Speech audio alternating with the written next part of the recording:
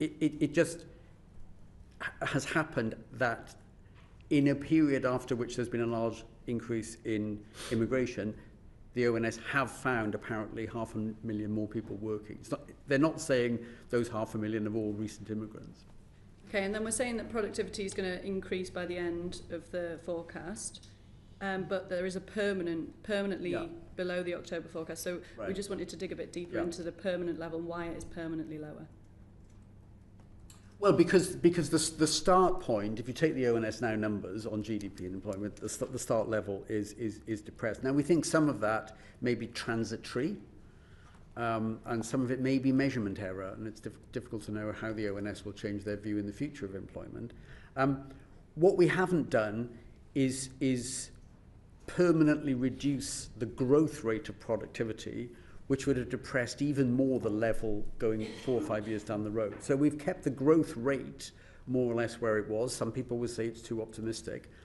And that then implies that you just get a shift down in the level of productivity. I mean, it's still higher at the end than it is now by a pretty substantial margin. And as I say, some people would judge that as excessive optimism by the OBR, although if you look at the level, it doesn't seem to be an optimistic assumption at all. Okay, thank you. Does anybody else on the panel have anything they wanted to add on that productivity point? I mean, just to underpin, and I know this is an issue which the committee's been focused on and has written to the national statistician, but trying to get a clear read from both a labour force survey and also ONS GDP data, which has been significantly revised, including recently, and we're expecting further revisions later this year, sort of matching up the GDP data with the labour force data and then trying to extract a clear signal about the outlook for productivity is very difficult at the moment, but it's something which we always keep under review. We'll take another look at it in the run-up to the next forecast in light of what the data says. So just final question from me on that. Is it fit for purpose, our current productivity measure? Because we're making a lot of national policies that are impacting people's lives significantly based on this productivity puzzle. So how do you feel, what do you think we could do as a committee or as a government to improve how we're measuring productivity? I mean, a better labour force survey would be most important. I think also getting updates to output data that match the vintage of the labour force data is equally important, because having output from some periods and labour force from other periods don't give you a good sense of what the trends are, and so kind of waiting for either the numerator or the denominator to be updated when you're either looking at one or the other is not a good place to be. And so I think sort of quality, timeliness and consistency of the main macroeconomic data sets are the things which are most important to us as forecasters, because ideally what we want to do is have a snapshot of where the economy just was before we're trying to figure out where it's going over the next 5 years, and instead at the moment we get a sort of incomplete picture from different points in time from what we get from the ONS at the moment. Thank you. Chris Coughlin, MP. Thank you, Chair. For either Mr. Hughes or Professor Miles. So I fully understand the issues you're talking about forecasting productivity in the long run, and it seems entirely reasonable to me. But if I look at chart 2.4, you're forecasting a big bounce back in 2026. And my understanding is, I understand the issues, but part of that is just bringing productivity back to its long-term, I guess, pre-2008 trend. So how credible is that? And surely that's pretty big downside risks to your forecast, given that Citigroup is saying that if you're just wrong by 0.1 percentage points, that's 7 to 8 billion in fiscal headroom gone. I mean, you're right.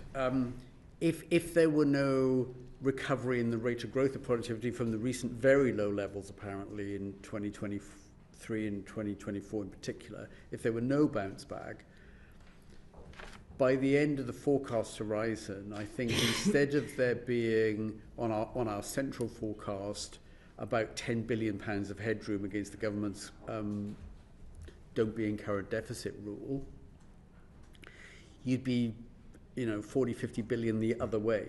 It's no significant bounce back. Right. That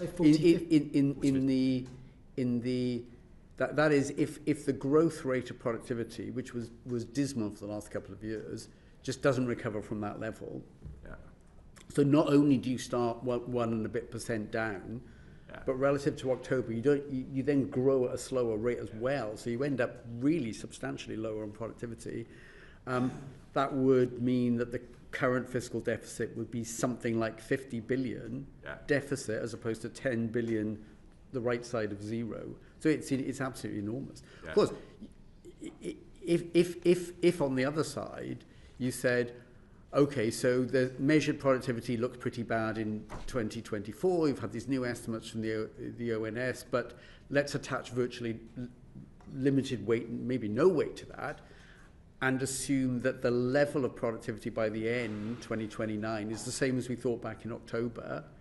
Yeah. Then instead of there being like 10 billion of headroom, that goes up to like 34, 35 billion. So it just a huge swing on, you know, what reasonable people could be at either end of that spectrum. Because if I'm reading 2.4 correctly, I think you've got about a 0.3 percentage point bounce back next year. In the growth rate. In total factor productivity. Yeah. So that seems quite brave given that productivity fell last year. Yes, indeed. Yeah, no, brave is a word that's, you know, may be appropriate. It's partly that some of the very low measured productivity for the back end of last year may be a reflection, coming back to something we were talking about a little bit earlier, of an opening up of slack in the economy.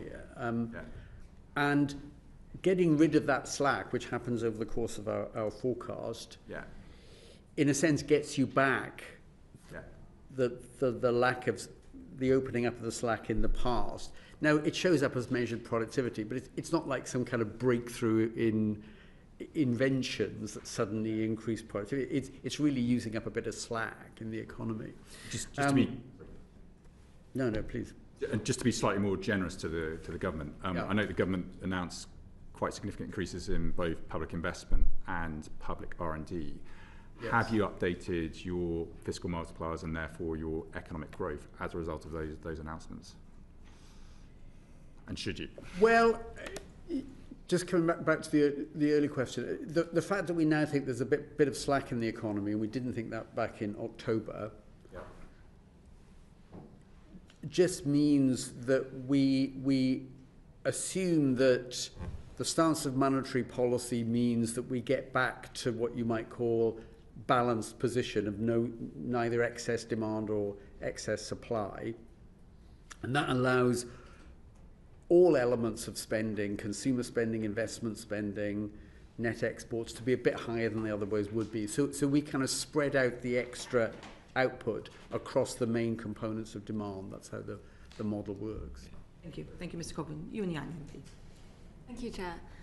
Professor Miles, you've just now said that people should have much less confidence in the employment stats than they used to. And when we last spoke to the committee last November, I believe it was, you also mentioned that you were not very confident about the labour force survey data.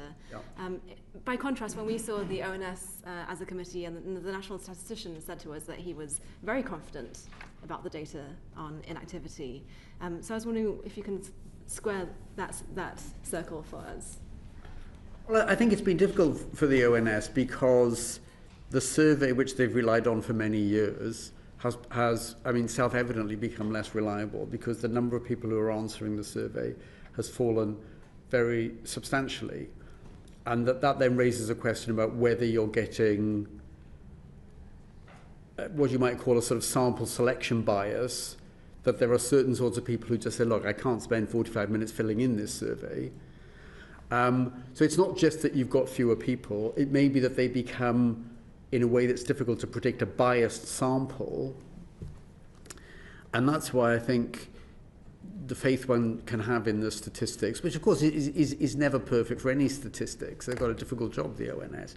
But the level of uncertainty seems to me to be pretty clearly higher than it was in the past. I mean, certainly pre-COVID. And does the fact that the ONS is very confident make you more confident, or are you still not very confident as you were last November in their data? Well, I think that they're trying to do something very difficult with a tool which isn't working as well as it did in the past, and they're, working hard on trying to devise new types of evidence and new forms of survey. And it may be that the reliability of the statistics will get back to something more usual in the longer run of history. But it's going to take a little while. But it leaves one in a difficult situation right now, particularly on these judgments about how much slack is there in the economy, what is the level of productivity, how many people are actually working.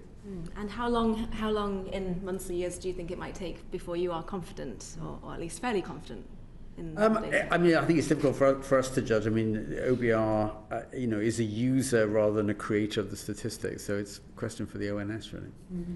And I think my fellow committee colleagues are also quite keen to know whether you think other countries have done a better job of recovering after the pandemic in capturing labour force data, and if there are any other countries that we should be learning from in the UK. I mean, my guess is, and I'm not an expert on quite how labour market statistics are collected in a large range of countries, but I think generally reliance on surveys is one of the main methods. It seems to be that the fall off in the survey response rate may be unusually large in the UK.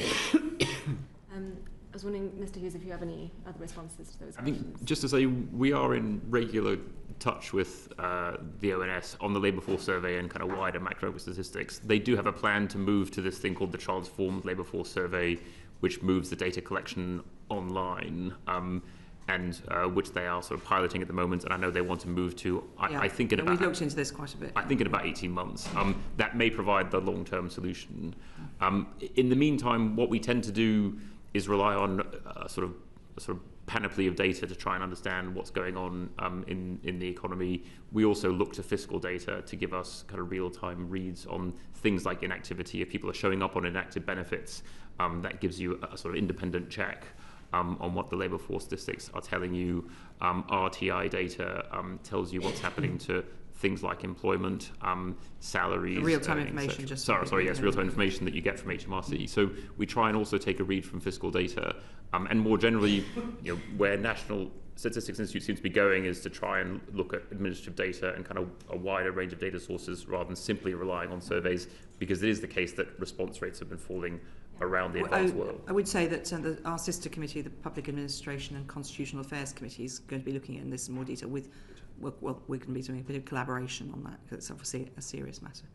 I'd like to ask a specific question about one part of the inactivity data, which is how confident you are, Mr. Hughes, that there has been a rise in inactivity linked to ill health. I think we're looking across both what the LFS tells you and what the benefits data tell you. There has certainly been a rise in people who are reporting ill health as their reason for being outside the labour market, and also claiming health-related benefits. Those numbers have risen very rapidly in the last few years, especially in the wake of the pandemic. So I think we're confident that is a trend that's showing up not just in the economic data, but also in the fiscal numbers. But not about the underlying ill health trend itself, because you mentioned there's a rise in the claimant and self-reporting of it.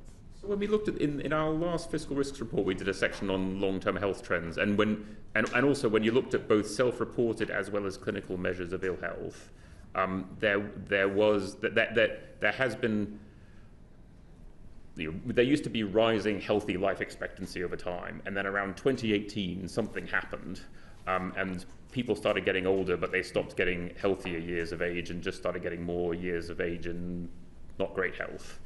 So something does appear to have happened to the rate of improvement in the health of the population in recent years as our population has aged, and so that I think can start to explain some of why people are turning up on health-related benefits.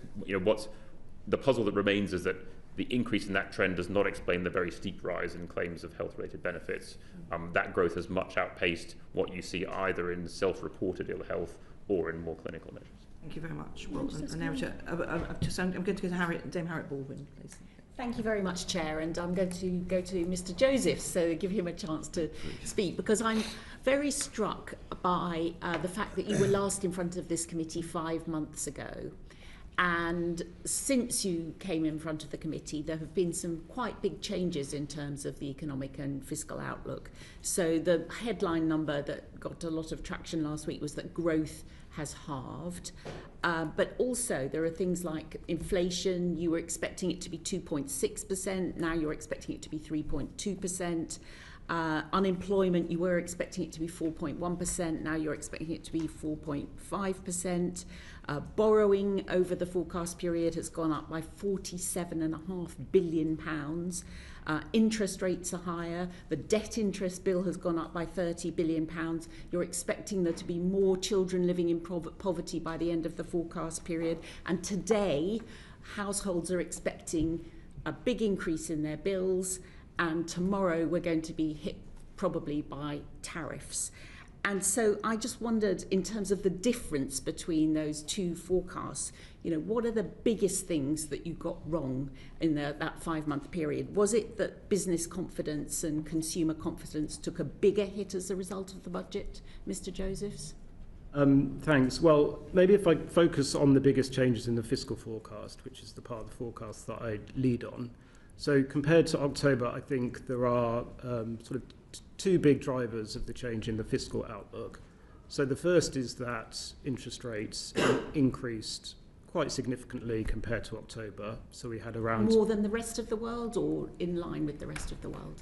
Well, it's broadly the case that interest rates rose by similar amounts in most sort of advanced economies over that period. Certainly UK and US interest rates both rose at similar rates over that period.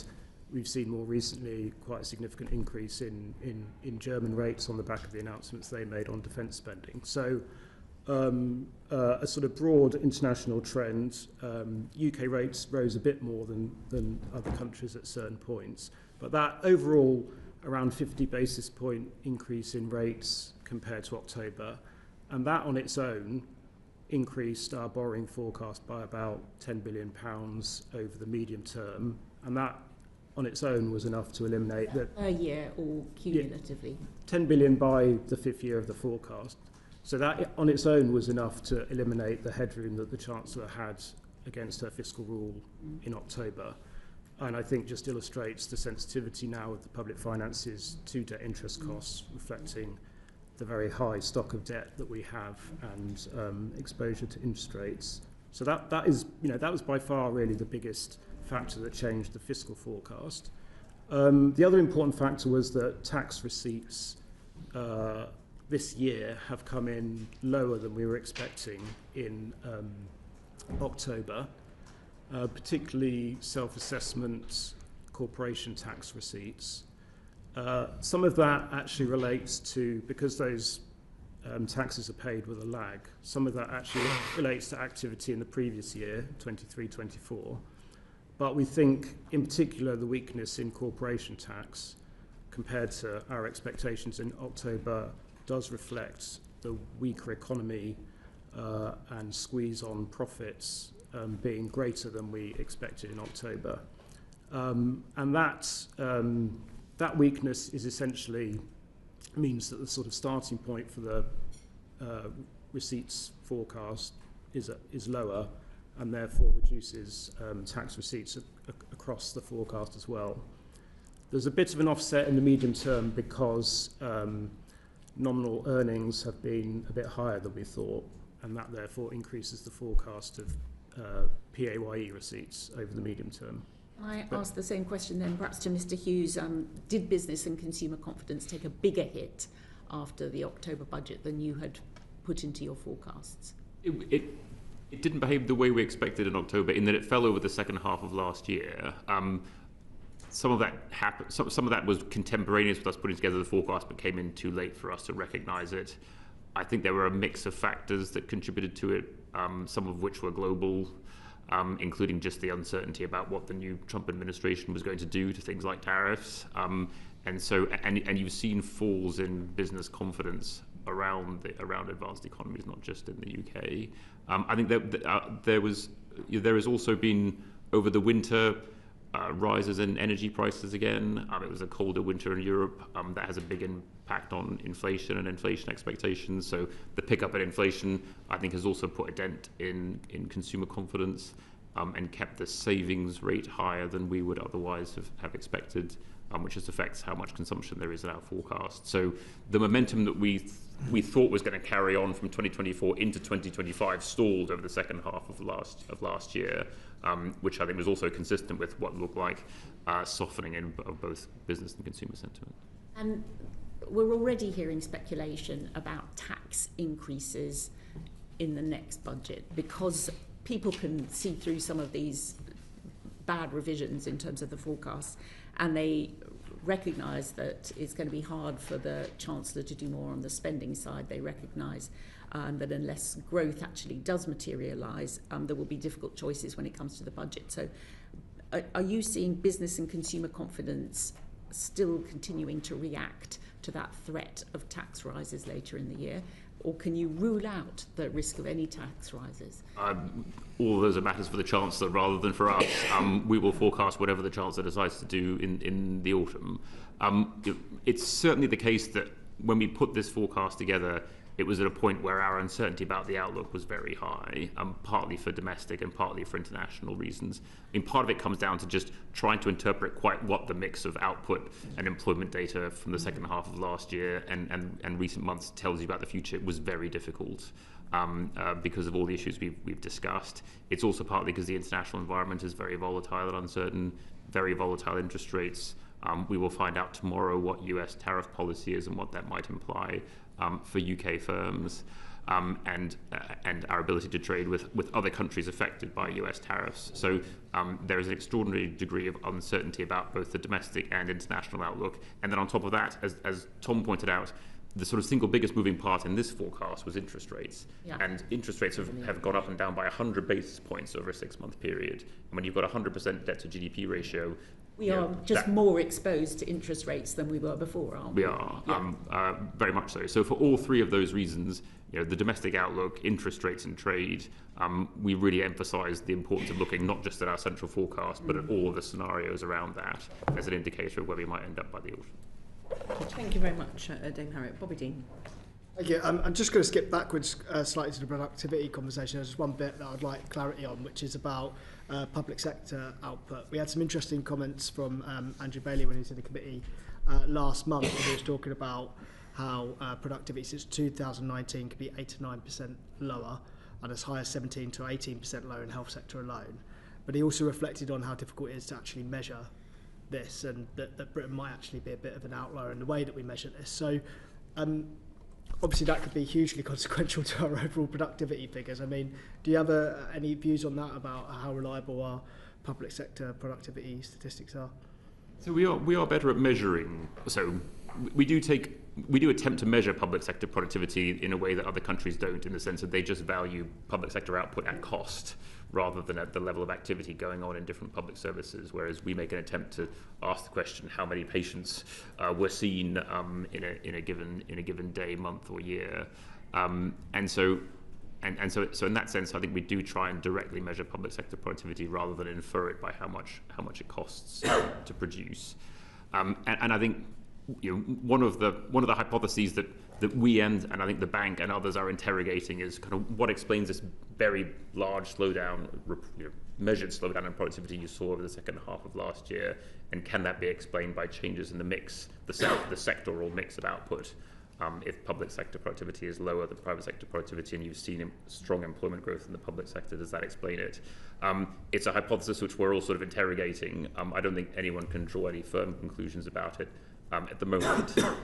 Clearly, improving the productivity of the public sector would be important to improving the quality of services that people receive from the health and education sectors and elsewhere. From the point of view of our forecasts, when we're trying to assess how much, what's the tax generating capacity of the UK economy and how much people are paying in tax, it does matter more what they are being paid than what they're delivering in terms of services. But clearly the quality of the services matter for other people's ability to get back into the workforce and contribute to employment and tax receipts and those sorts of things.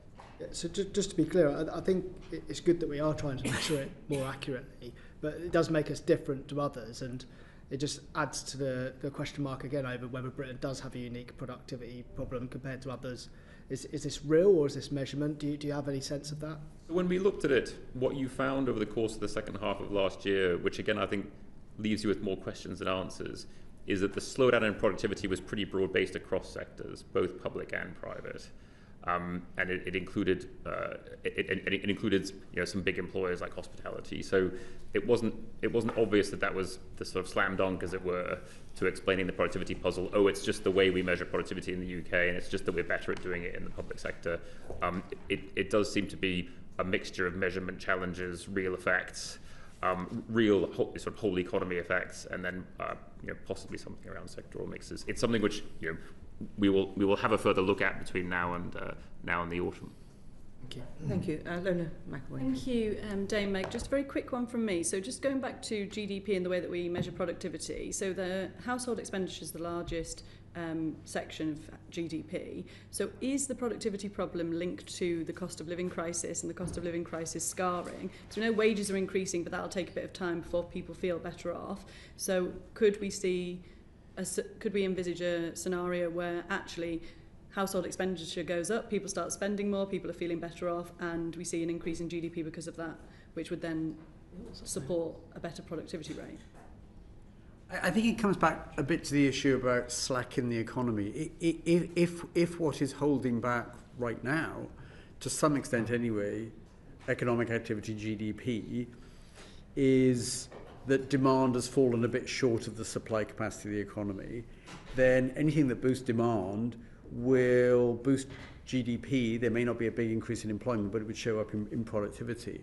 I mean, in fact, that's one of the reasons why our growth rates of productivity, in the eyes of some people, look a bit optimistic, because maybe some people are not factoring that in. So I think there's something of a link between demand, confidence, and productivity. I mean, that stops working once you've got up to full capacity, where you need other things to boost productivity then. Thank you very much. John Dane, MP. Thank you. Could we turn to tariffs?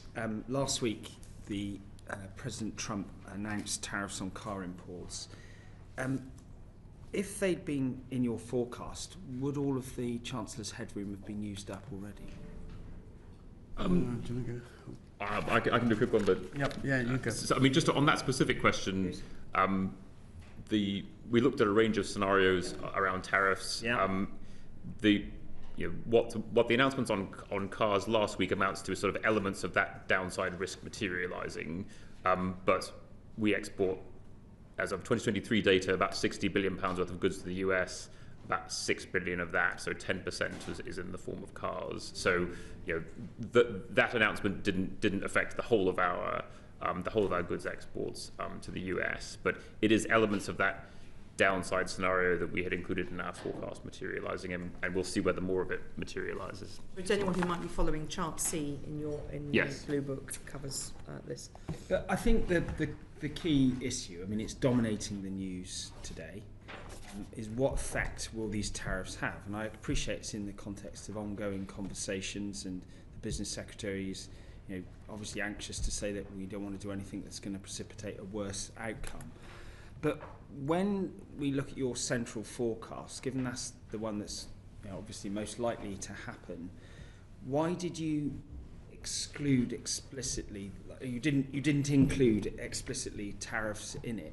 And given that obviously you can't be expected to do something that happens the day of or the day after, but it would have been surely reasonable to expect that to have been set out more explicitly. I guess, two reasons. One is that our forecast has to be based on a forecast for the global economy. We've got 50 odd people in the OBR. We can't maintain a full sort of global economic model the way the likes of the IMF and the OECD can. So we, like the Bank of England and other forecasters, rely on the IMF's World Economic Outlook as our global economy forecast, on which we base things like UK exports and imports. That doesn't incorporate the recent changes. So the last one from that was in January, and they did not take account of US tariffs. The second reason was, but you saw from the box that we published in the EFO, which was box, I think it was 2.2. We did do our own scenario modelling of what the impact of US tariffs might be on the UK economy, including 3 different scenarios depending on the escalation of tariffs. So we did want to make sure that we were transparent about what the possible effects might be. The other reason to not take account of US tariff policy is it was changing every day, depending on what phone call the president had with one or another head of state. And so in that sense, it was very hard to choose what day's tariff policy in the US to really reflect on our forecast. And so in light of that, both for the reasons of consistency with the IMF WEO, but also the fact that tariff policy was changing, we thought it was best to keep US tariffs out of the central forecast, but make it very clear what the delta would be if you saw higher tariffs on other North American countries and China, 20% additional tariffs, and then 20% additional tariffs with reciprocity from the rest of the world. I mean, I recognise that's a very fair depiction of the uncertainties, but nonetheless, obviously, you are the sort of arbiters, as we discussed earlier, of what government policy is, which has also got to evolve in real time. I think we're going to see some economists this afternoon who have incorporated tariffs into their forecasts. And indeed, obviously, private sector organisations have been informed that Vanguard, for example, have put them into their forecasts. Do you think we'd be wrong to conclude that we should expect to have more from the OBR on this sort of critical element of how the economy is going to perform in the coming months, to have more forward-leaning expectations around the impact of tariffs? I think you've got a complete assessment, and I'd really encourage you to read Box 2.2, as well as we did a full assessment of their fiscal implications at the back of the book in terms of what they mean for the current balance and net financial liabilities. We're the first official UK economic forecaster to do this work. We've done it with 50 people. And so I think more people to I'm very happy with the people that I've got. We do our best to satisfy this always committee's... says that. But do you need more to be at the cutting edge? We do our very best to satisfy this committee's very high expectations of us. We also compared ourselves with trade modelers around the country who've made similar official estimates. And so far, we're the only ones, official forecasters who've done it. Okay. So if I perhaps turn to your colleague, Professor Miles, I mean, I think the theme that we're finding is that there is a grave amount of uncertainty in world trade policy, and obviously the countermeasures that respective countries that are most impacted take is also difficult to compute. Is it fair to say that we should view all economists' assessments of future trade policy and the economic consequences with some considerable trepidation at the moment? Well, I think one can be fairly confident that it's not good news for anybody, frankly. So that's a very weak statement, and it's blindingly obvious. Actually, even there, it's not quite so obvious, because let's suppose there's a very limited tariff war. So it's China, Mexico, Canada, the countries that are already, it's pretty clear what Trump is going to do. And that's it. And the UK stays out of it, and so does most of the rest of the world. It wouldn't be unreasonable to think that that could be, if anything, very, very mildly positive for the UK, because there's a bit of trade that will get diverted to the UK, and some of the exports from China, for example, that would have gone to the US, they'll be looking for a home for them in the rest of the world, and stuff will be available in the UK a bit cheaper than otherwise would have been. So there is one not central scenario at all, which is very, very mildly potentially positive for the UK. All the other ones, which involve the UK facing tariffs, are negative, and they're negative to very different extents. And if tariffs at 20-25% were put on the UK and maintained for 5 years, our assessment of what that does is that it will knock out all the headroom that the government currently has. So had we made that a central forecast, and had the government not changed policy at all, knowing that we were going to take that as our central forecast, then the headroom would have pretty much all gone. Of course, that would have been, in some ways, a very extreme assumption, because not only would that be as bad as people might expect in the very near term, but it would have been maintained for 5 years, which is beyond the next presidential election in the US. So I think that's at the pessimistic end of the carry on. Sorry? Could still be there if recent reports. Apparently so. Apparently so. Do you help the committee and help those watching to understand what assessment you make beyond the tariff policy of the Trump administration in terms of broader economic policy, how that's reflected in your assessment of the impact on the UK economy, and how does the UK economy respond to the sort of other elements of Trump's trade and economic policy? Well, I think it shows up a bit already in surveys and confidence, particularly the ones that have come out in the last couple of months after the new administration's there in the US, and it becomes, I think, a bit clear to everybody that the tariff stuff looks like to some extent it's going to happen. And they have affected our assessment of the near-term trajectory of the economy, and we've talked about the downgrade to 1% growth this year rather than 2%. And that was quite heavily influenced by particularly the business confidence surveys that have come out just in the last month or so, which have been very, very weak.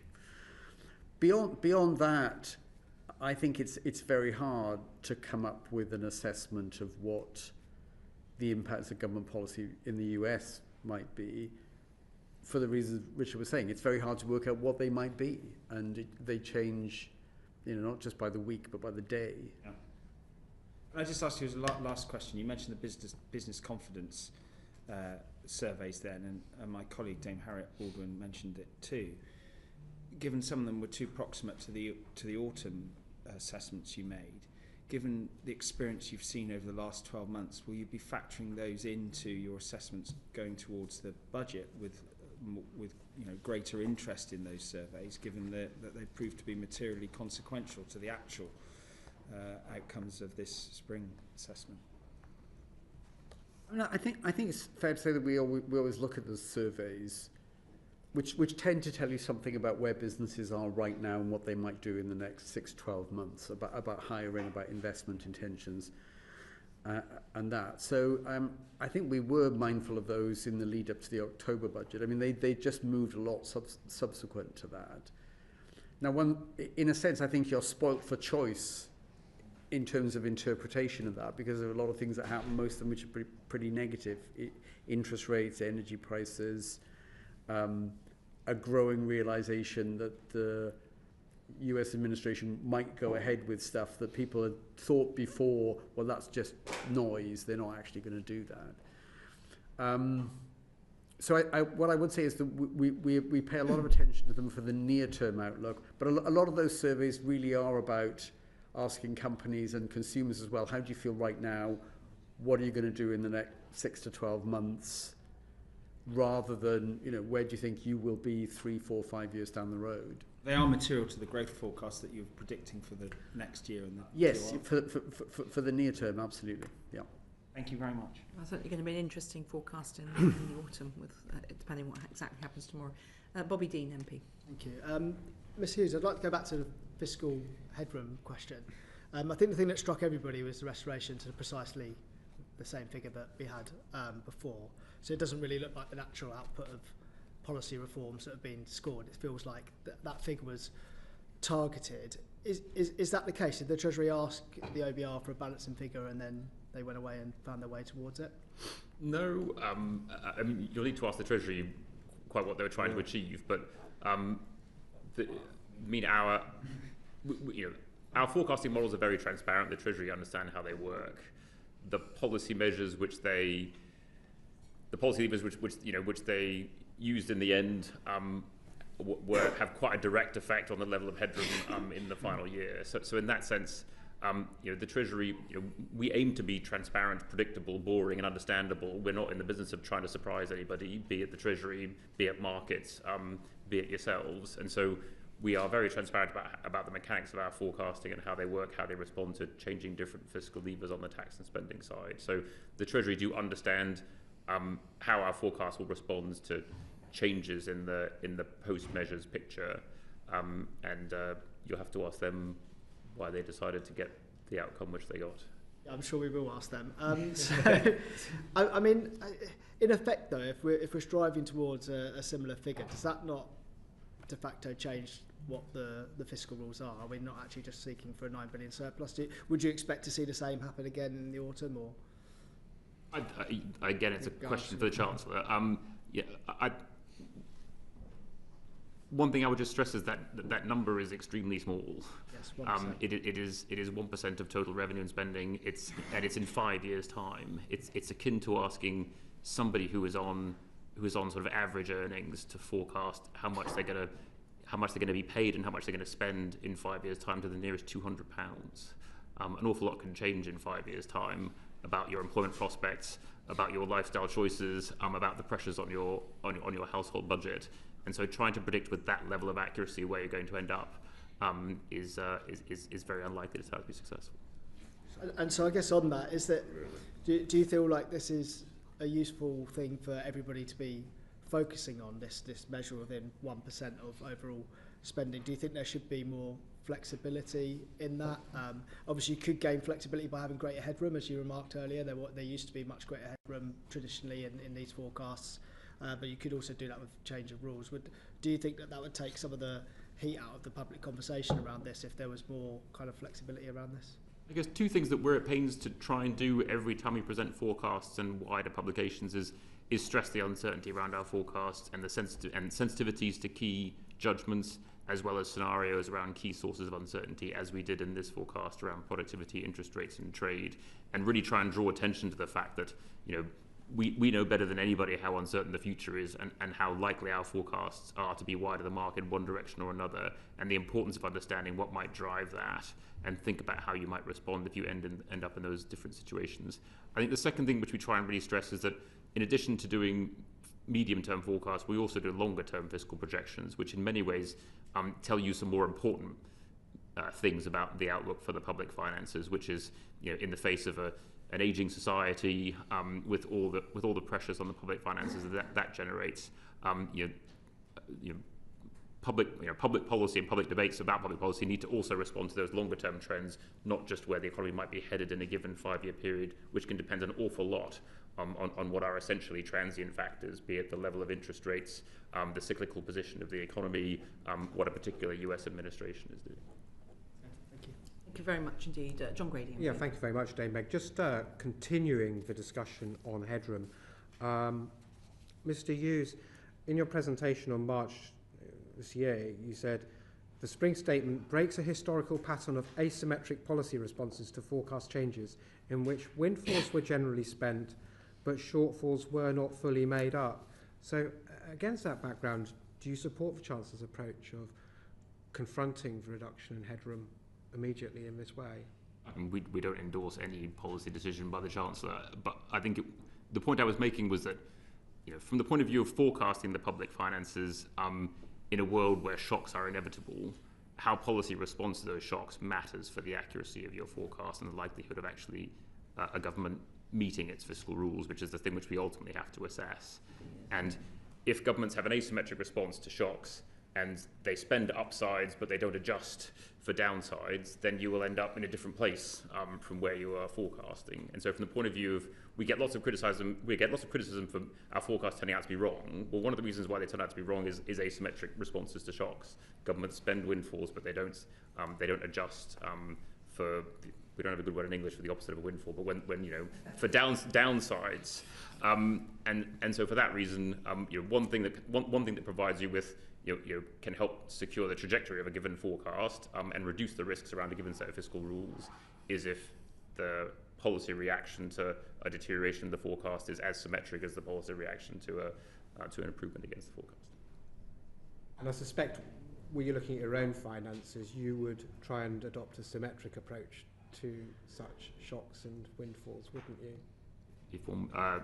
Well, properly advised. I'm trying to think back about whether I have. Probably not as much as I should, I suspect. Turning now to chart 7.2 of your report, what we see there is headroom averages 30%, but after Mr. Sunak's last budget, March 2022, it's now around 10 billion, 30 billion, 10 billion. So there's been over the last 3 or 4 years much lower headroom. It's not a new turn of events. Presumably, if we were to expand it up to, say, 30 billion, that would involve a significant blend of tax rises and spending cuts. What would be the outcome of moving too quickly on that? I suppose those are all decisions for chancellors of the day, as well as where they set their fiscal rules. Remember that a headroom is an artifact of where fiscal policy is set relative to the rules that chancellors set for themselves, and chancellors can choose to have tighter or looser rules. How much headroom they then leave against them once the rules have been set is a decision that they then make. So what we've seen in recent years is chancellors setting, to be honest, increasingly loose fiscal rules relative to the past. And setting aside against relatively loose fiscal rules, relatively little fiscal headroom. Maybe it's a question for Professor Miles. If we carried out significant spending cuts and tax rises to get us back to the 30 billion, what would that do to growth in the short run? I think it would depend on what the plan was to get back to a much higher number.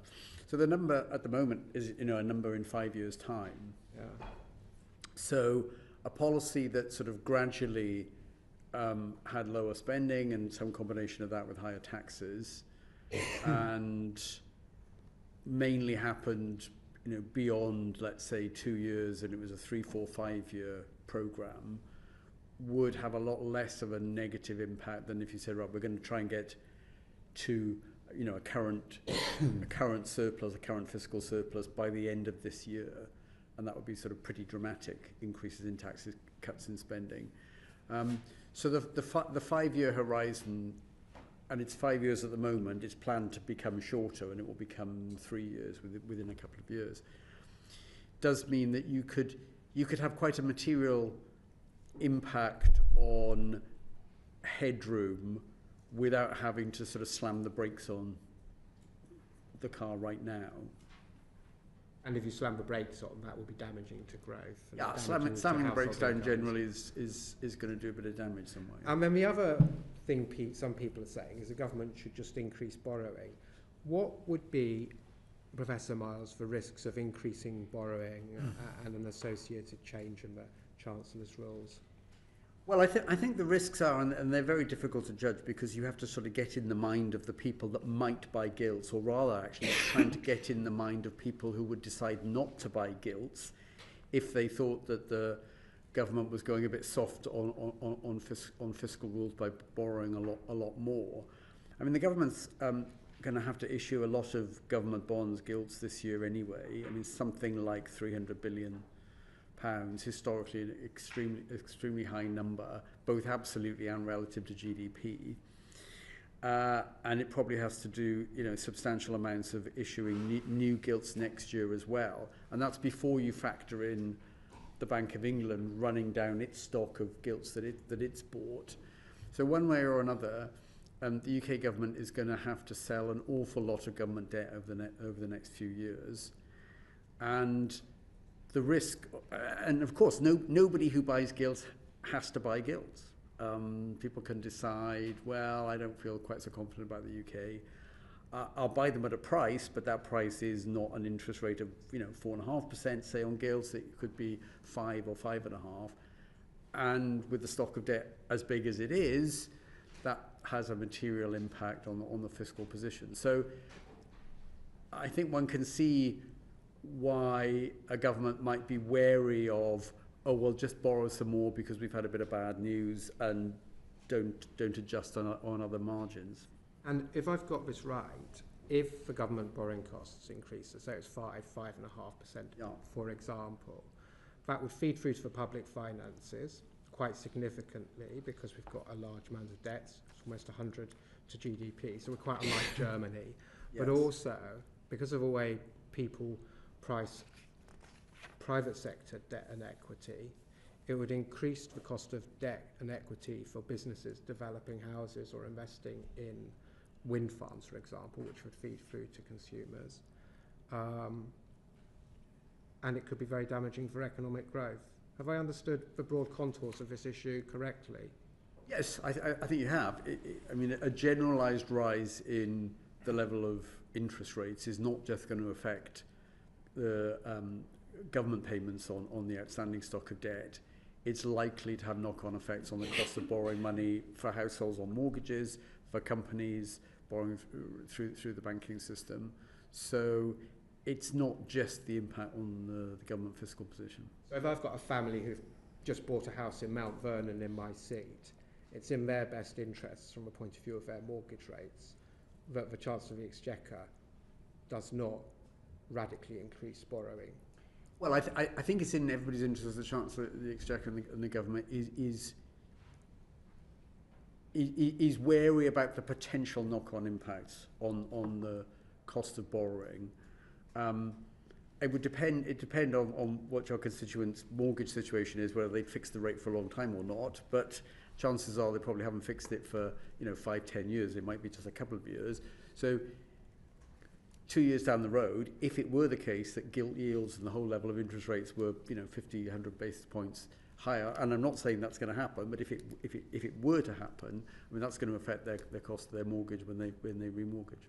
Thank you very much, Professor Miles. Thank you, Dame Very Meg. much. Dr. Jukins-Andrew. Thank you. I'll try and be brief. Mr. Josephs, can you tell me how much the impacts of changing interest rate forecast in your budget impacts the fiscal space the Chancellor has in year 5? Just qualitatively, not quantitatively. Yeah, well, so as I said earlier, the increase in interest rates that we saw compared to our last forecast in October was around 50 basis points, sort of on average. And that was enough to eliminate the fiscal headroom the Chancellor had in October, which was about 10 billion.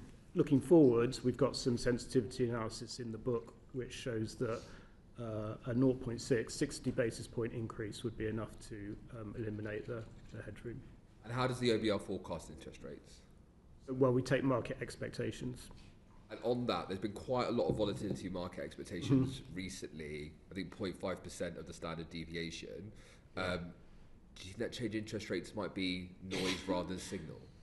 Sorry, just the change in interest rates might be noise rather than signal, in the sense of it's moving around quite a lot. Well, it's certainly the case that interest rates have been very volatile recently, and again we have some analysis in the book of the kind of range that we've seen since our last forecast and the impact of if interest rates were at sort of either end of that range, what it would do to the fiscal position. I mean, it is certainly the case, as you say, that volatility adds a significant amount of uncertainty to the forecast. We take our market expectations over a 10-day window, so that sort of average of market expectations over that window, which aims to try and smooth over a bit of that volatility, but obviously can't get rid of all of it. Yeah, so by extension, the 10-day period you're choosing has a huge amount of impact on spending decisions in 5 years' time. I'm not blaming, obviously there is a huge amount of volatility in both, like the 10-day period you choose at this point in time is having a huge impact on spending decisions and indeed tax rises possibly later on. So, well, yeah, I mean the 10-day window is what we use for the forecast, and as I say, that has a big impact on the fiscal numbers, given the sensitivity of the public finances to interest rates. We do sort of reserve the right to adjust that if after we've taken the window there's been a big change one way or another, which we think, going to your point, is sort of signal rather than noise. That's not been the case this time. I think rates now are around, I think just 10 basis points or so higher than the window we took. You also tend to forecast you tend to use your forecast model to come out with the other outputs, but if the interest rate assumption, you take the market forecast. Why is the difference? Well, I mean, I think, that for us is the best source of information on the future path of interest rates. We take a similar approach for other kind of market determinants. So, for example, for energy prices, where you have a very liquid forward market, we use market expectations for energy prices as well. So it's not just an approach we use for interest rates. We use it in quite a few other areas of the forecast. That's very helpful. Thank you, Mr. Josephs. Thank you very much indeed. Yuan Yang, MP. Thank you, Chair. We're going to move on to a set of questions around the welfare reforms. And I note that in the preface, you've written that there are details of the policy package sent to you very late in the process, and late notice of changes and incomplete analysis hampered your ability to reflect these measures. So to begin with, I want to ask about the timeline itself. You set out very clearly that on the 12th of March, the Treasury gave you a final package, or what you thought was a final package of measures. On the 18th of March, you sent them a near-final fiscal forecast. On the 19th, one day later, you received final policy decisions from the Treasury. Just looking at that process overall, how normal is that timeline? Were there surprises on your side or on the Treasury side to each other's movements, Mr. Joseph? Yeah, thanks. So, I mean, the basic timetable that we've set out in the forward is the sort of standard timetable that we use for all events, and most of it was followed sort of in the normal way, and the process ran smoothly.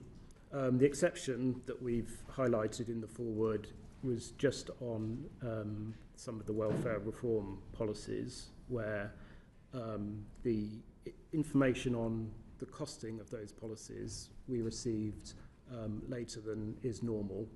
And in some cases, the amount of information and analysis that was provided to us by the department on those costings was sort of less than we would normally expect. I mean, it might be useful just to go back to the questions that were being asked at the start in terms of how that process works.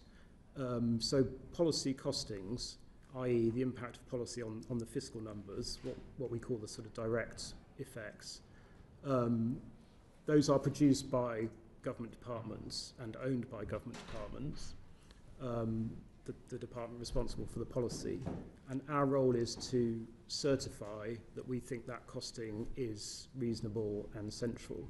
And so there's always an iterative process where the analysts will send us their estimates. We'll typically go back and ask for more analysis, more evidence, and we'll typically ask them to change the costing. And eventually we get to a point where we agree it's reasonable and central, and we put it in our numbers. So that happened on this one, sorry, but it just all happened later. Can I just clarify, when you say the department responsible, is that a conversation between you and DWP, or in this case it's the Treasury? On welfare, it's DWP who produced those. And you mentioned that some of those costings were incomplete, or some of the analysis was incomplete. Could you go into a bit more detail about what was lacking, what would you have needed to make a better or fuller forecast? Yeah, so we received some of these costings later than normal, and with less evidence and analysis than normal. In particular, on some of the behavioural judgments that we need to make on these costings. So that relates to how those people affected might respond to the changes that are made, which is quite a complicated thing to model. So you're trying to anticipate, for example, if a benefit becomes less generous. So an example in this package is the government has made the universal credit health element less generous. That has a direct impact on the amount of the cost of the welfare bill, but you might also expect people to respond to that, so it becomes a less attractive benefit, less financially attractive benefit, and therefore some proportion of people will face an increased incentive to work rather than claim that benefit, for example. So that kind of analysis was not as complete as we would normally expect, and therefore we have we did do that assessment, but we've said that the costings are kind of even more uncertain than normal because we didn't have the usual amount of time and evidence that will allow us to do that. Does that mean that we'd expect an update to those forecasts in the next in the autumn outlook? So in our next forecast, we will do a fuller assessment of the costs of those policies. It's also the case that the Green Paper on welfare reform set out a very wide range of reforms, some of which we have included in the numbers in this forecast, but some of which we haven't, because the government did not set out final details in the Green Paper, which, I mean, and that's normal practice. Some of the policies they will be doing further consultation on. Some of the policies are just at a very early stage of development, and they will announce further details. And so in the autumn, whenever our next forecast is, we will look back both at the costings we incorporated in this at this event, but also likely to have the final details on the whole wider set of policies that we will also incorporate. So in the autumn, just to summarise, you're likely to...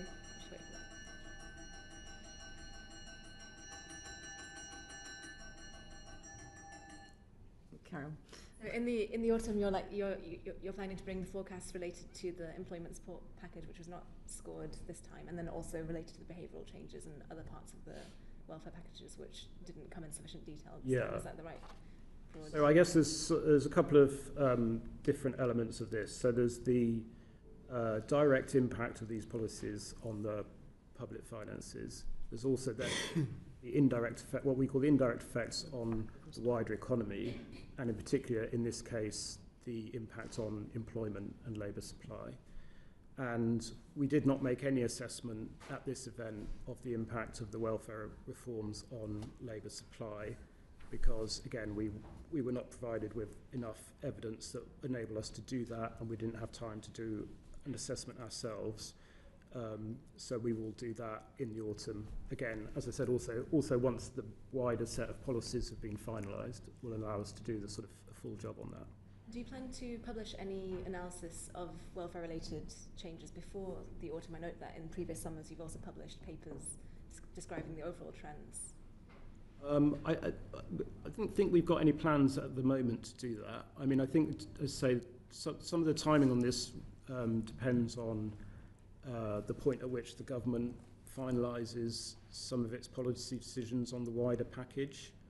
There are some pretty big reforms in the Green Paper that we did not include in any way in this event. So, for example, the government has said that it's going to scrap completely the work capability assessments, which is the criteria currently used to assess whether people get the universal credit health elements. We've not made any assessment of that at the current time, but that potentially could have some pretty big implications. It's also said it's going to do a full review of the personal independent payment assessment criteria. So I think, yeah, anything we do will essentially depend on the timing around when the government makes its final decisions on those policies. A final question: in the play of events from the 17th to the 19th of March, was there any surprise on either side? Were you surprised by being given more measures to score? Was the Treasury surprised by what you had given them? Was there a level of kind of... Could you explain kind of what was happening in those few days? But perhaps for Mr. Hughes. I mean, our forecasts are always full of surprises. We were forecasting in the middle of COVID. We were forecasting in the middle of Russia's invasion of Ukraine. Things always come up which are unexpected. In this case, as Tom was saying, we agree a set of deadlines for notification of measures, and so that we've got time to do our scrutiny properly. Those deadlines in this case were not adhered to, and a number of measures were notified to us after the deadlines were agreed. We did our best to provide our best assessment of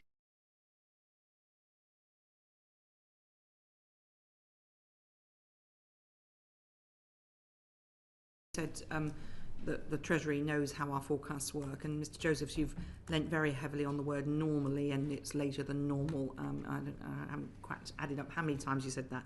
So why was it, do you think, that given that the Treasury, the DWP, knew the deadlines, knew what was normal, that you got it all so late? I think that's a question for the Treasury. We received it when we received it. I mean, I should say they know how our macro forecasts work, but in the end, we have to make, I mean, the job that we do and the job that Tom does in particular is make a set of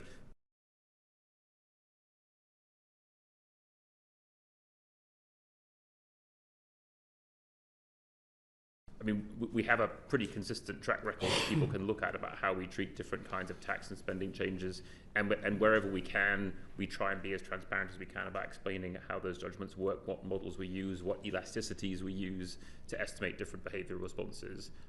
But in the end, there are discussions that we have with the department and judgments that we have to come to make sure that our judgments are central, and we also try and learn from that experience, because oftentimes those judgments turn out to be wrong and we have to adjust and think, actually, we got it wrong last time, and so we got to take a different view this time around. I mean, do you think there must be a bit of gaming in this, because everybody knows the deadlines, and the planning stuff's scored this time. The welfare stuff will now be scored likely in the autumn, which gives potentially impacts headroom. I mean, do you think that any of that has happened in this case? I don't know. I mean, I think what we try and make sure is that the risks around our forecast are symmetric, and to the extent that things go up or down, our the changes that we make to our judgments aren't biased in one direction or another. So we're not sort of consistently optimistic when we first look at it and then revise it down, or consistently pessimistic when we first look at it and revise it up. So we try to make sure that, especially when we're revising judgments around costings, those judgments go in both directions. Can I just say something? But I mean, it's quite clear directionally whether the quantum there's a consensus on or not, is going one way or the other. Nobody's saying out there, even the government themselves, in terms of their impact assessment on the employment rights bill, that it's going to be anything other than a cost of up to 5 billion. So, surely there must be a sense that you can make around the net effect of those that are sort of held back, that are going to be negative in future, and those that have been moved forward that are going to be positive, as in with the planning and infrastructure thing. In some cases, I would say with a package like this on welfare reform, there's a bunch of different reforms to benefits as well as reforms to support being provided, and a number of different incentives going in different directions. So I think you do have to look at those things in the round. In other areas, as David was saying on trade, putting in place more restrictions on global trade around the world is not going to be good for global output, and it's pretty reasonable to say the direction of that is going to be down, with the exception of a few kind of limiting cases. Thank you very much. Bobby Dean, MP.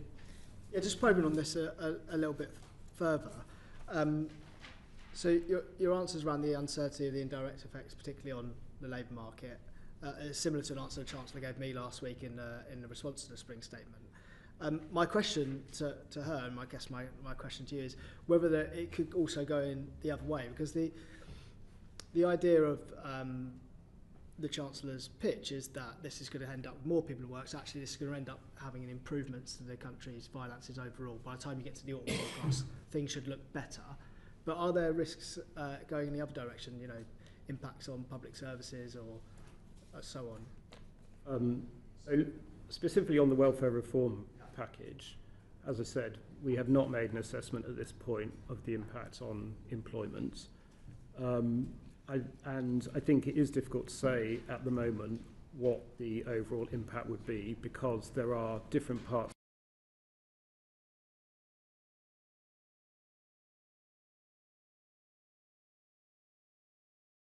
universal credit standard allowance received by around 7 million families. An increase in the generosity of that might reduce work incentives, but I mean it's quite a small increase, but it does apply to a lot of people. Going in the other direction potentially is the fact that the universal credit health element has been made less generous. That potentially increases work incentives, and the changes there are bigger, but they apply to a smaller population, but also a population that is more distant from the labour market typically. So the sort of balance of those two effects is not clear-cut. There's also funding for a relatively large employment support programme. You would expect that to be positive in terms of employment, but the scale of that really depends on the detail, and past experience is that it's quite difficult to get really big results from those employment support programmes.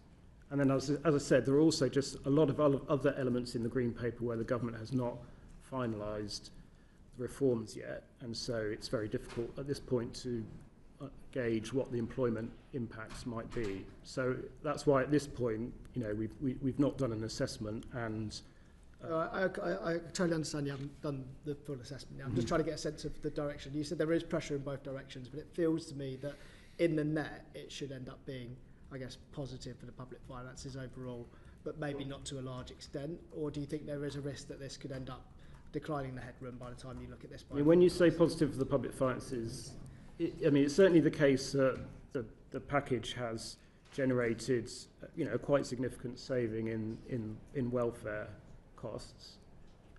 The bits that we have scored already add up to around a £5 billion saving, so that's a significant saving.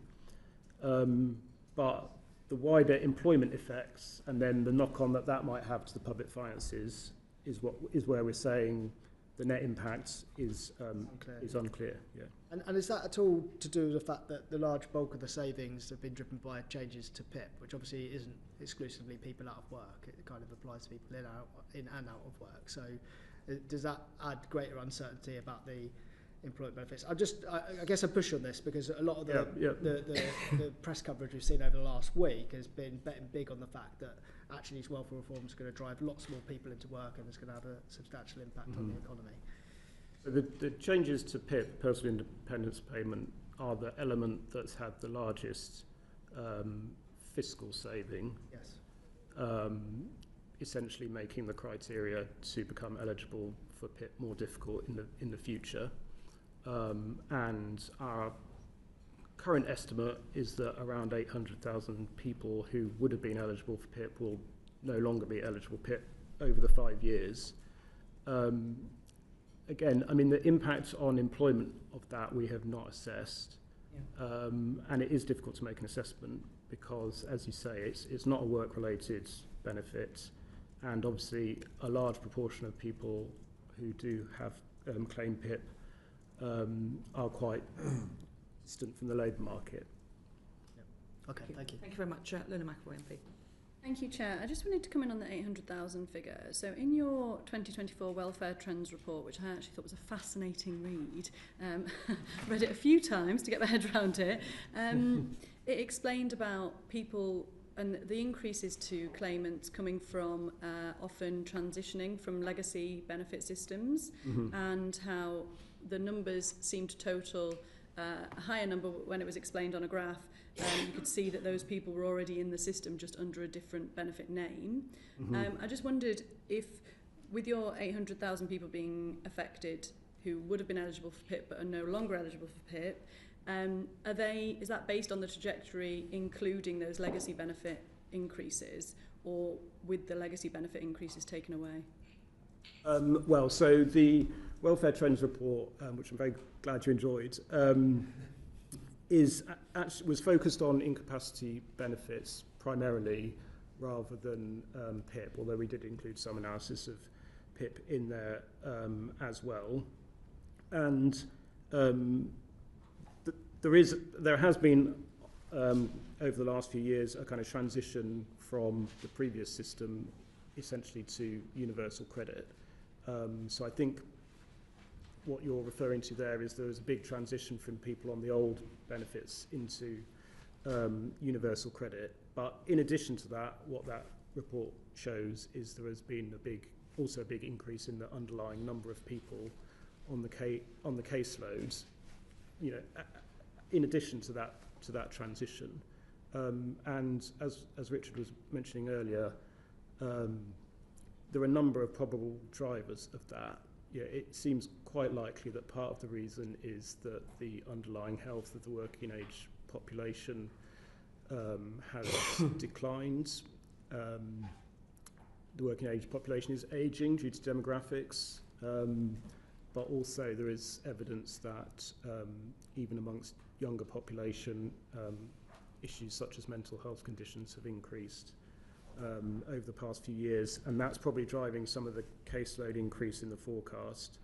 But we also think it's quite likely that economic factors are driving it as well. So in particular, cost of living pressures since the pandemic clearly increases the financial incentives to claim these benefits, which are much more generous than the standard allowance under universal credit.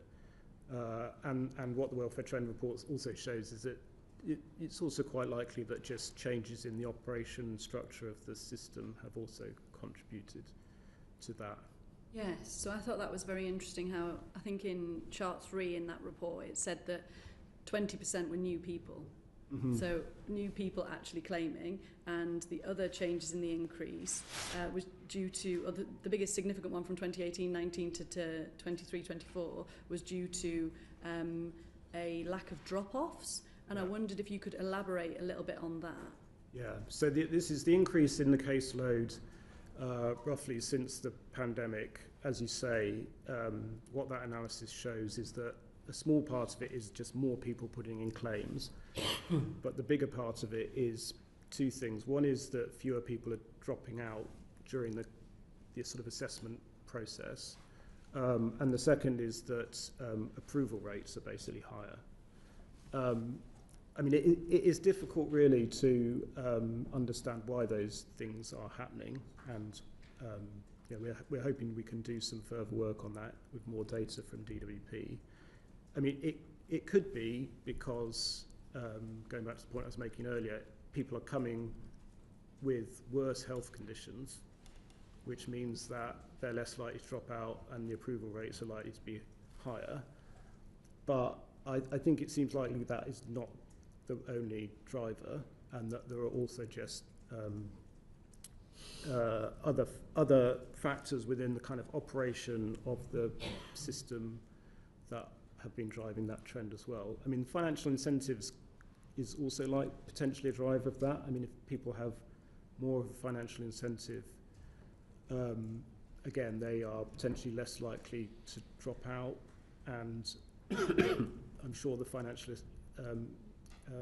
benefits of these will be something that assessors are also factoring in when they're making their decisions. Yeah, I'd be interested in that, because when you speak to somebody who is in receipt of any of these benefits, they don't say that it's an easy process. Mm-hmm. It's a very complicated, difficult and strenuous process, mm-hmm. especially if you're disabled or unwell. So can you just for my clarity, two things. On the final point that you just said then, you said that the financial incentive from the assessor's point of view, because I think in 2017 the last government brought down a sort of mid-range universal credit element that was it limited capacity to work rather than mm-hmm. limited capacity for work and work-related activities, yeah. And because that was brought down to the same level as standard universal credit, we ended up with the higher rate seeing an increase. Yep. Do you think, can you just elaborate a little bit further on what you think about the assessor's point of view on that? Yeah, I think the point you're making there is that what you saw after that change is that approvals into the higher group increased quite significantly. We do not have any sort of clear evidence on assessor behaviours, I should say. So it's not something I can give you a very sort of definitive answer on, but it's a perverse outcome from an intent potentially. Yeah. Yeah. And just the final point, just to be 100% clear, on your projections where you've scored the welfare changes, you haven't included, on the trajectory of increased cases, you haven't included legacy cases going into the system. The transition from old system to new system. Yeah, so that is in the baseline forecast. Yeah, it is. Yeah. Okay. Thank you very much indeed. Yuan Yang, MP. I wanted to continue one of the themes that Ms. McAvoy brought up, and in the 2024 welfare report, and I think elsewhere in the OBR publications, you talk about the term financial incentive to apply for claimants, and I think there's a lot of stigma in the media right now about fraud and kind of incorrect claimants, or gaming the system, as it were. Mm-hmm. I think that term can be understood in a variety of ways. So I was wondering if you could just explain a bit more by financial incentive. How do you see financial incentive to apply, or to kind of stay in the system and to not drop out, relating to the kind of broader kind of issue of, say, fraudulent claims? Yeah, well, so we're not, in the assessments we've made of the welfare reform packages, when we've looked at responses, we're not really looking at whether people are going to make fraudulent claims or not. What we're looking at is purely how people sort of respond to the different financial incentives in the system, and the various changes that have been made to the gateway assessments into the benefits. So there is a much more generous award for people who have health and disability conditions compared to people who don't. And part of the government's sort of stated aim of their part of the reforms was to start to sort of narrow that gap.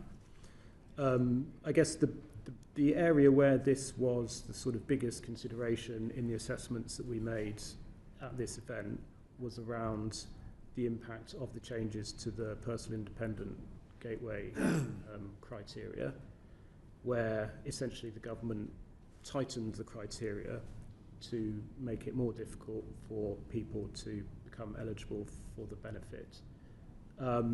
And if you apply the sort of new criteria to the past results of the assessments that have been made, and DOEP has a record of all of the past scoring that people have made against the criteria, then that led to an assessment that around 1.5 million people would no longer be eligible for the personal independence payment.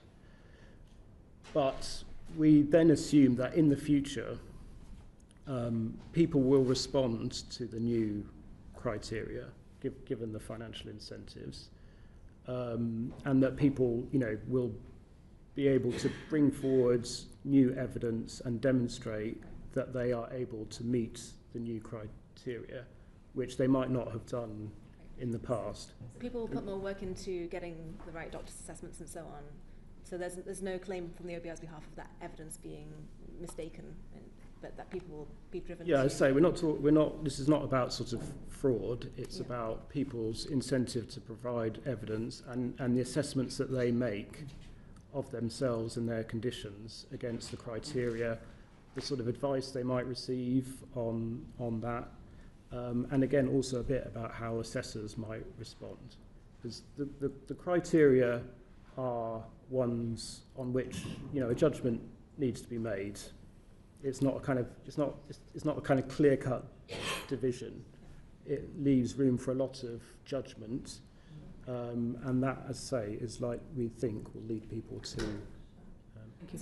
So finally, is that there is also the implication, I think, in a lot of media discourse that the increase in PIP caseload is not matched by an underlying increase in disability, and therefore there is some gaming. I was wondering if you see that in the data that you've looked at. Richard spoke on this earlier. I think that there is evidence that there has been a deterioration in some areas of working age population health, particularly sort of starting around 2018 and then after the pandemic, and particular evidence of an increase in mental health conditions amongst, in particular, younger parts of the working age population. But it also does seem the case that that is not the only driver of the increases in caseload that we've seen since the pandemic. As I was saying earlier, it does look like there are also sort of economic factors that may have been driving that, and potentially issues around the operation of the system as well. Thank you very much indeed. Rachel Blake MP. Thank you very much, Chair. I want to come on to one of the other policy measures, which is around house building. Last time we were here, you said that you didn't have enough detail to do the scoring, and now we're seeing a material, additional and durable impact on transactions and potential outputs. I just wondered if you could, I think it will be Professor Miles, talk us through some of the methodology that got you to the point where this could be scored. Professor Miles. We looked at a range of evidence. One was to speak directly to house builders about how they saw it and what they were going to do. And certainly amongst the larger house builders, and they were the main ones we spoke to, not all of them, but the ones we did speak to, there was a pretty positive response as to what they would do, certainly in the longer term. They were keen to point out, which seemed very plausible, that there would be time lags between new rules and when they actually started building more houses. So that was perhaps our single biggest source of information.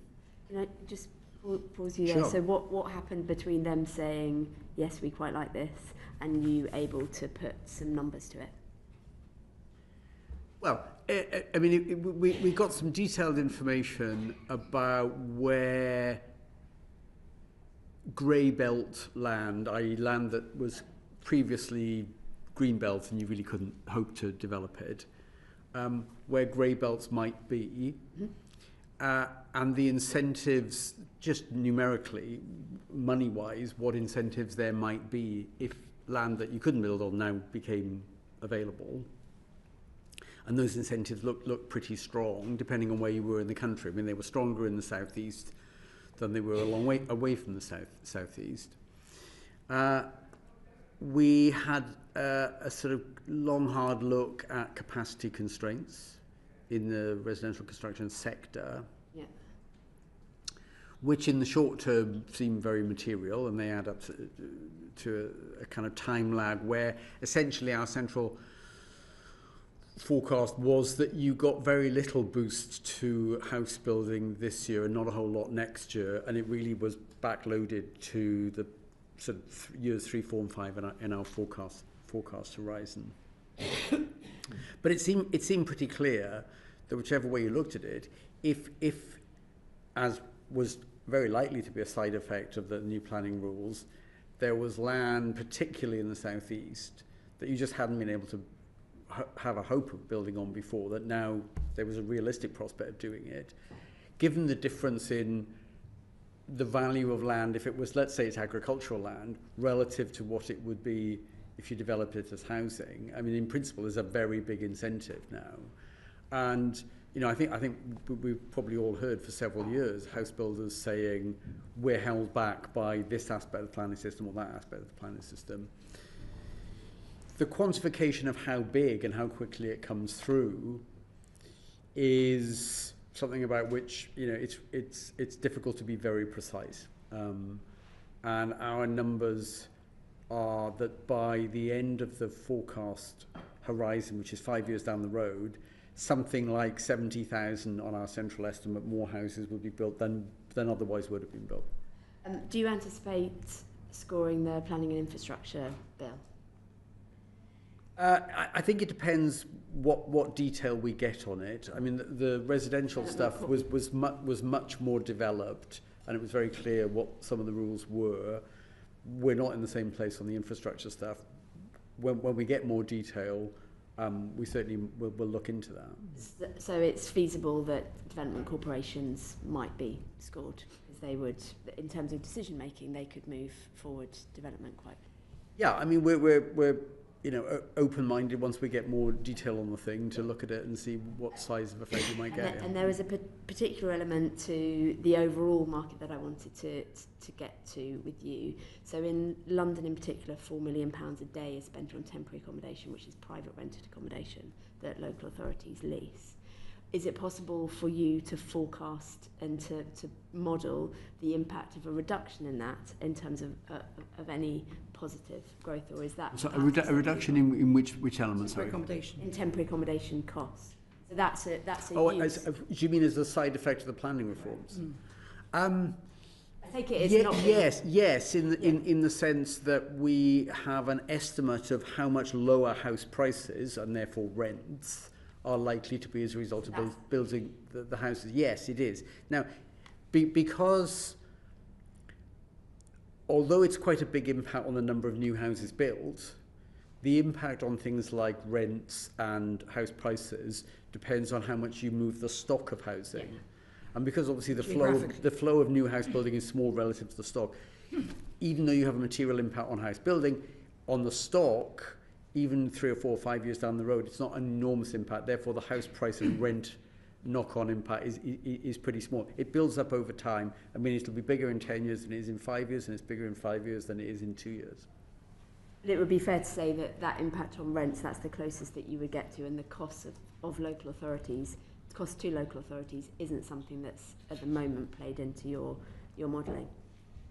I think it's too limited in an impact to have a sort of material effect over the forecast horizon, that element of it. You need to have a very clear figure of social housing, presumably, in that, to be part of that. I think you would. You'd need a very clear idea on that. Yeah. And geographically. Definitely geographically, yes. I mean, we've skewed our estimates about where the house building comes and what the size of the effect on the economy is. We haven't assumed that there's just going to be more house building evenly spread across the country, that there are incentives for it to be, there are stronger incentives in the areas where house prices are higher. Yeah, okay. at the southeast. Bit short of time, so perhaps another couple of... Yep. So I just wanted to understand in detail with where we lost those 200,000 from the government's target, and you forecast 1.3 million. I mean, lost in the sense that I think it's significant to a significant sense. It's about time lags. That we don't think there's likely to be any impact on the scale of house building. Certainly not this year, and possibly not even for most of next year. Therefore, you don't build up to 300,000 houses built in the UK until year 5. You're short of that along the way. And that's the major reason why you don't get to the government's target. And you get closer to it by year 5, and we think that those effects are likely to be persistent. I mean, unless there's further changes in the planning system, and they'll last beyond year 5. And we come up with some estimates of where you get to beyond year 5.